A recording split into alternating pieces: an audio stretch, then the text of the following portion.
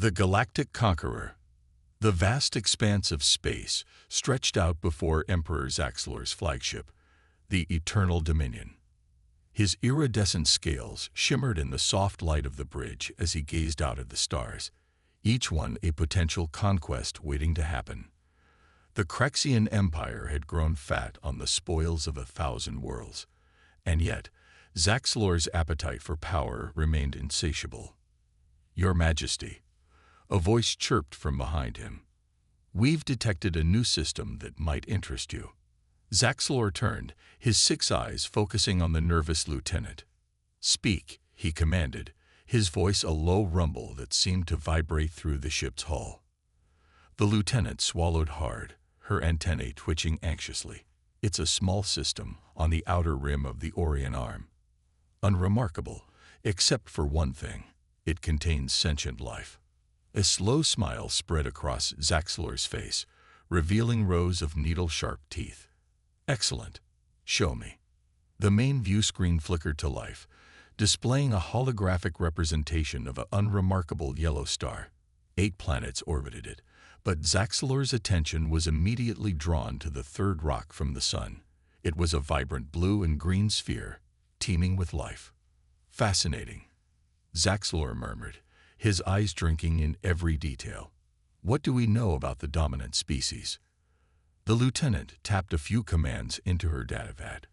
"They call themselves humans, Your Majesty. Bipedal mammals, relatively short-lived, but highly adaptable. They've only recently achieved spaceflight and have yet to colonize beyond their own planet." Zaxlor's interest was piqued. He had long since grown bored with the typical conquests, races that either surrendered immediately or put up such paltry resistance that victory was assured within days. But these humans, there was something about them that intrigued him. "Prepare a scouting party," he ordered. "I want to know everything about these humans before we make our move." As the bridge crew scurried to obey, Zaxlor returned his gaze to the view screen. His collection of conquered species was vast, filling entire worlds with specimens from across the galaxy. Each new addition was a testament to his power, a living trophy of his conquests. But something told him that these humans would be different. They would be his crowning achievement. Weeks passed as the Craxian scouts observed Earth from afar. They'd monitored human communications, studied their technology, and analyzed their social structures. With each passing day, Zaxlor's fascination grew. "Your Majesty," the chief scout reported, "we've compiled our findings on the humans. They are unusual." Zaxlor leaned forward on his throne, intrigued. "Explain." "Despite their technological inferiority, they display remarkable ingenuity and adaptability. They've survived multiple extinction-level events in their planet's history.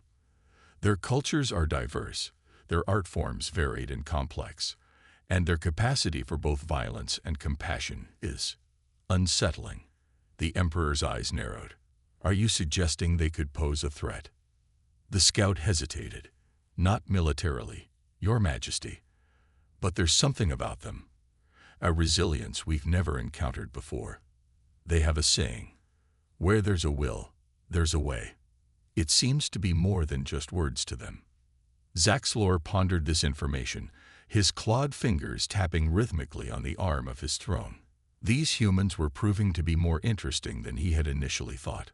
A plan began to form in his mind. "Prepare the invasion fleet," he announced suddenly. "We'll give these humans a chance to prove their worth. If they're as resilient as you say, they might actually provide us with some entertainment before we add them to our collection." As the Eternal Dominion turned towards Earth, Zaxlor felt a surge of excitement he hadn't experienced in centuries. Little did he know that this decision would set in motion a chain of events that would shake the very foundations of his empire. The invasion fleet emerged from hyperspace in Earth's orbit, a vast armada of sleek, predatory ships that blotted out the stars. Zaxlor watched with anticipation as the first wave of Craxian dropships descended towards the planet's surface. "Let the games begin," he murmured, a cruel smile playing across his reptilian features. "Show me what you're made of, humans." As the invasion began, Zaxlor couldn't shake the feeling that he was on the precipice of something momentous. These humans, with their brief lives and fragile bodies, were about to face the might of the greatest empire the galaxy had ever known. Yet, as he watched the first images of human resistance flood in, primitive projectile weapons pitted against advanced energy shields, makeshift barricades against hovering tanks, Zaxlor felt a twinge of, was it respect? First contact and resistance. The skies over Earth's major cities burned with the fury of Craxian energy weapons. Sleek alien ships darted between skyscrapers, their hulls reflecting the chaos below. Humanity's first contact with an alien civilization had come not with a message of peace, but with the thunder of war. In New York, a young paramedic named Sarah Chen worked tirelessly to save lives amidst the carnage. As she pulled an injured child from the rubble of a collapsed building, she caught sight of a Craxian drop pod landing nearby. The alien that emerged was like nothing she had ever seen, a towering reptilian creature with multiple eyes and gleaming scales. "Keep your head down," Sarah whispered to the child, her heart pounding. But as she watched, a group of civilians armed with nothing more than improvised weapons charged the alien. To her amazement, they managed to overwhelm it through sheer numbers and determination. Similar scenes play out across the globe. In Rio de Janeiro, favela residents used their intimate knowledge of the winding alleyways to ambush Craxian patrols. In Mumbai, Bollywood stunt performers turned their acrobatic skills into a deadly advantage against the invaders. And in Tokyo, robotics engineers hastily reprogrammed industrial machines to combat the alien threat. Emperor Zaxlor watched these reports with growing frustration. How is this possible? He snarled at his commanders. They're primitive. Their weapons are centuries behind ours. It appears, Your Majesty, one brave officer ventured, that what they lack in technology, they make up for in spirit and ingenuity. Zaxlor's eyes narrowed. Then break their spirit. Show them the true might of the Craxian Empire. The invasion intensified. Craxian warships rained destruction from orbit, leveling entire cities. But even as their world burned around them, humanity refused to break. In the ruins of London, Dr. Emily Saunders, a brilliant physicist, worked feverishly in a makeshift underground lab. "We've cracked it," she announced to the haggard group of scientists and engineers gathered around her. "We can reverse engineer their shield technology." Within days, the first human-made energy shields flickered to life around key military installations. It wasn't much, but it was a start, and more importantly, it was hope.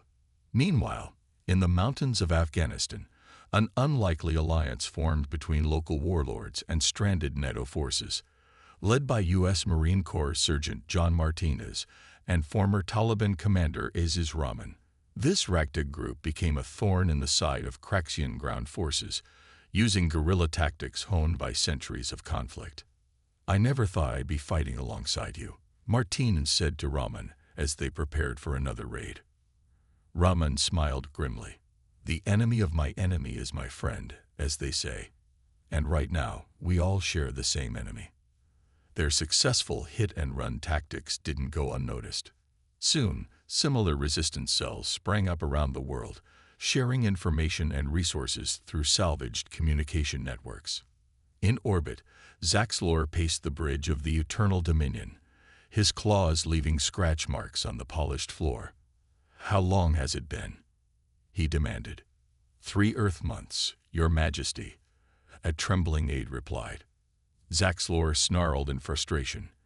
No species had ever held out this long against the full might of his empire.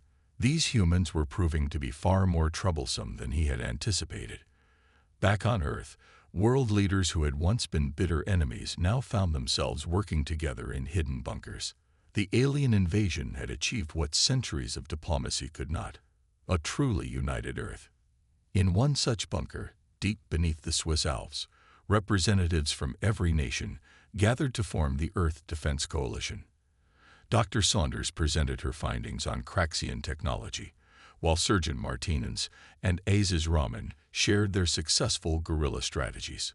We're outgunned and outmatched, the U.S. president admitted, but we're far from beaten. Humanity has faced extinction before, and we've always found a way to survive. This time will be no different.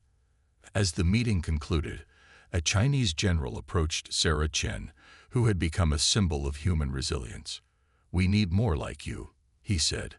"People who can inspire others to keep fighting, no matter the odds." Sarah nodded, thinking of all the lives she'd saved and lost over the past months. "I'll do whatever it takes," she promised. As word of the Earth Defense Coalition spread, a new sense of purpose invigorated the resistance. Humans began to see themselves not as citizens of individual nations, but as defenders of Earth itself. In Japan, robotics engineers unveiled the first combat mecha, reverse-engineered from salvaged Craxian technology. In Brazil, scientists developed a virus capable of infecting and disabling Craxian computer systems. And in India, spiritual leaders from various faiths came together to provide comfort and motivation to millions of displaced people. Zaxlor watched all of this with a mixture of fury and begrudging admiration. These humans were unlike any species he had ever encountered. Their stubborn refusal to submit in the face of overwhelming odds was impressive. Perhaps, he mused to himself, I finally found a worthy addition to my collection. But as the war dragged on, with neither side able to gain a decisive advantage, Zaxlor began to wonder if the cost of this conquest might be higher than he had ever imagined. The humans, it seemed, had no intention of becoming just another trophy in his galactic menagerie. As the first year of the invasion came to a close, humanity stood bloodied but unbowed. They had suffered immense losses, but they had also achieved the impossible. They had fought the most powerful empire in the galaxy to a standstill. In the rubble-strewn streets of what was once Paris, Sarah Chen tended to a group of refugees. As she worked, she caught sight of a Craxian ship passing overhead. But instead of fear, she felt a surge of determination. "We're still here," she whispered, more to herself than to her patients. "And as long as we're still here, we've got a chance." Little did Sarah know that far above, on the bridge of the Eternal Dominion, Emperor Zaxlor was beginning to have the same thought, and it filled him with a dread he had never known before. The war of attrition. As the conflict entered its second year, both sides found themselves locked in a grueling war of attrition. The initial shock of the invasion had worn off, and humanity had adapted to their new reality with remarkable speed. What they lacked in advanced technology, they made up for with creativity, determination, and an uncanny ability to improvise. In the scorched remains of Silicon Valley, a group of tech geniuses led by former startup CEO Maya Patel had reverse-engineered Craxian communication systems. "We can intercept their transmissions now," Maya announced to the Earth Defense Coalition. "But more importantly, we can jam them." This breakthrough proved to be a game-changer. Suddenly, Craxian forces found their carefully coordinated attacks thrown into chaos as their comms went dark. Human resistance fighters, using salvaged Craxian weapons and their own jerry-rigged tech, struck with surgical precision.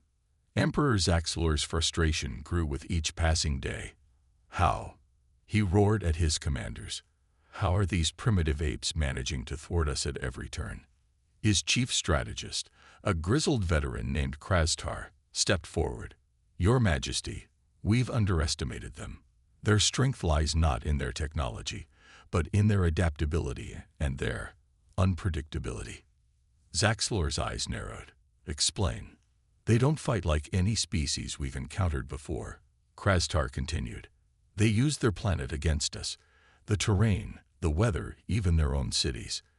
And they're learning, evolving their tactics faster than we can counter them." The Emperor pondered this. For the first time in his long reign, he felt a twinge of doubt. Could it be that he had finally met his match in these short-lived, fragile creatures? On Earth, the resistance continued to gain momentum. In the Australian outback, Aboriginal trackers guided strike teams through the harsh landscape, ambushing Craxian patrols with devastating effect. In the Amazon rainforest, Indigenous tribes worked alongside environmental scientists to develop bioweapons that could penetrate Craxian armor. Sarah Chen, now a key figure in the Earth Defense Coalition, found herself coordinating global relief efforts. As she worked tirelessly to distribute resources and medical aid, she couldn't help but marvel at humanity's resilience. "We're not just surviving," she told a group of refugees in what was once downtown Chicago. "We're fighting back, and we're going to win." Her words spread like wildfire, igniting hope in the hearts of millions. Across the globe, the resistance grew bolder, more organized, and more effective. In orbit, the Craxian fleet faced an unexpected challenge. A team of astronauts and engineers, led by the brilliant Dr. Emily Saunders, had repurposed the International Space Station into a makeshift shipyard. Using salvaged Craxian technology and good old-fashioned human ingenuity, they began producing crude but effective space fighters. "They're not pretty," Dr. Saunders admitted as she presented the plans to the Earth Defense Coalition, "but they'll get the job done. We're taking the fight to them, even in space." The first wave of human space fighters took the Craxians completely by surprise. While technologically inferior, the human pilots flew with a reckless abandon that their alien counterparts couldn't match. They darted between capital ships, causing chaos and confusion, and for the first time, the Craxian armada found itself on the defensive. Emperor Zaxlor watched the space battle unfold with a mixture of rage and disbelief. "Impossible," he muttered. "They were planet-bound less than 2 years ago. How are they in space already?" His advisors had no answer. The humans' rate of technological advancement was unprecedented, fueled by desperation and an indomitable will to survive. Back on Earth, the ground war continued to evolve. Sergeant John Martinez and Aziz Rahman had expanded their guerrilla tactics into a global strategy. They trained resistance fighters around the world, creating a network of highly mobile, adaptable strike teams. Hit and run. Martinez instructed a group of recruits in the ruins of Berlin. Never engage in a prolonged firefight. Use their size and tech against them. Be the ghost they can't catch. These tactics proved highly effective. Craxian ground forces, used to overwhelming their enemies with superior firepower, found themselves constantly harassed by an enemy they could rarely pin down. In laboratories around the world, scientists worked tirelessly to level the technological playing field. Maya Patel's team made another breakthrough, developing a virus that could infect Craxian AI systems.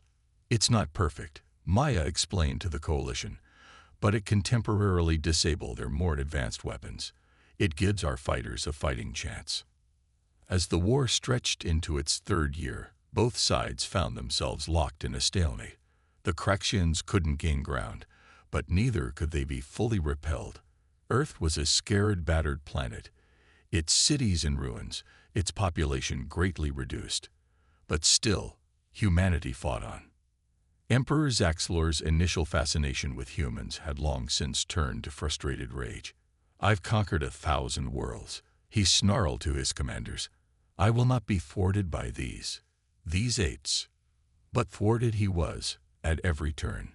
Human innovation continued to surprise the Craxians. In the oceans, genetically modified dolphins and whales, their intelligence enhanced by experimental tech, wreaked havoc on Craxian submarines. In the skies, swarms of AI-controlled microdrones, barely visible to the naked eye, infiltrated Craxian ships and sabotaged them from within. Sarah Chen, witnessing the toll of the ongoing war, felt her resolve harden. "We've come too far to give up now," she told a group of weary fighters. "Every day we resist is a victory. Every Craxian ship we down, every alien soldier we defeat, brings us one step closer to freedom." Her words resonated across the globe. Humanity, battered but unbroken, dug in for a long war. They had already survived the unsurvivable. They had adapted, evolved, and overcome challenges that should have spelled their doom a dozen times over. As the war of attrition ground on, a new sentiment began to spread among the human resistance. It wasn't just about survival anymore. It was about sending a message to the galaxy at large. Humanity would not go quietly. They would not be just another conquered species in some alien emperor's menagerie. They would fight. They would endure. And somehow, against all odds, they would win. Little did they know that their greatest challenge and their most audacious plan was yet to come. A plan so outrageous, so uniquely human, that it would shake the foundations of the Craxian Empire and change the fate of two species forever. The Vanishing Act. As the war entered its fourth year, humanity was pushed to the brink. Cities lay in ruins, resources were scarce, and the constant battle for survival had taken its toll on every living soul. Yet, in the face of these overwhelming odds, the human spirit remained unbroken.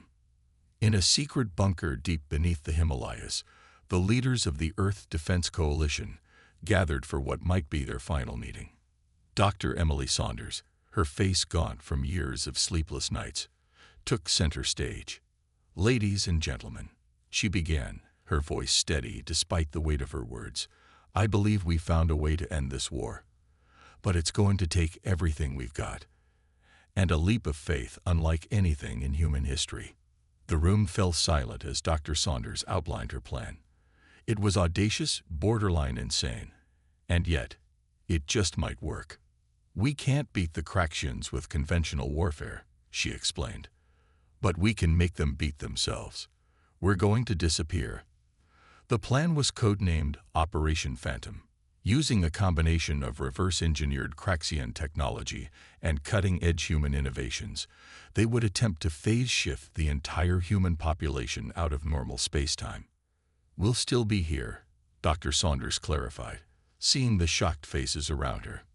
"But we'll be out of sync with the rest of the universe, invisible, untouchable." The risks were enormous. If it failed, it could mean the instantaneous death of every human on Earth. But if it succeeded, we'll be able to strike at the Craxians without them ever seeing us coming, Sarah Chen realized, her eyes widening at the implications. The coalition debated for hours, weighing the risks against the potential rewards. In the end, the decision was unanimous. Operation Phantom would proceed. Over the next few months, every remaining human on Earth worked tirelessly to prepare. Massive phase-shift generators were constructed in secret locations around the globe. The plan required perfect synchronization. Every human had to shift at exactly the same moment. As the day of the Great Vanishing approached, Emperor Zaxlor sensed something was amiss. Human resistance had suddenly become more erratic, less coordinated. It was as if they were distracted, preparing for something big. "Find out what they're planning," he ordered his intelligence officers. But despite their best efforts, the Craxians could uncover nothing concrete. On the appointed day, as Craxian forces prepared for another assault, Dr. Saunders gave the signal. Across the globe, phase-shift generators hummed to life. In every hiding place, every bunker, every secret base, humans held their breath. For a moment, nothing seemed to happen. Then, in an instant that defied description, every human on Earth simply vanished. The Craxian invasion force was thrown into chaos. One moment they were engaging human fighters. The next, they were firing at empty air. Zaxlor, watching from orbit, couldn't believe his multiple eyes. "Find them," he roared, his composure finally cracking. "Tear this mudball apart if you have to, but find those humans." But no matter how hard they searched, no matter what advanced scanning technology they employed, the Craxians could find no trace of human life on Earth. It was as if the entire species had been wiped from existence. Days turned to weeks, weeks to months. Zaxlor's obsession grew. He personally led search parties, excavated entire cities, and even began to question his own sanity. Had there ever really been humans on this planet? Or had it all been some sort of mass hallucination? Meanwhile, invisible to their tormentors, humanity began to turn the tables. Phase-shifted commandos sabotaged Craxian equipment. Ghostly fighters took down alien ships, and all the while, the Craxians could neither see nor touch their assailants. Sarah Chen, now leading a phase-shifted resistance cell, couldn't help but smile as she watched a Craxian patrol walk right past her hidden base. "We're winning," she whispered to her team. "They just don't know it yet." As Operation Phantom entered its second year, the Craxian invasion force was in tatters. Ships disappeared without a trace. Entire battalions of troops vanished overnight.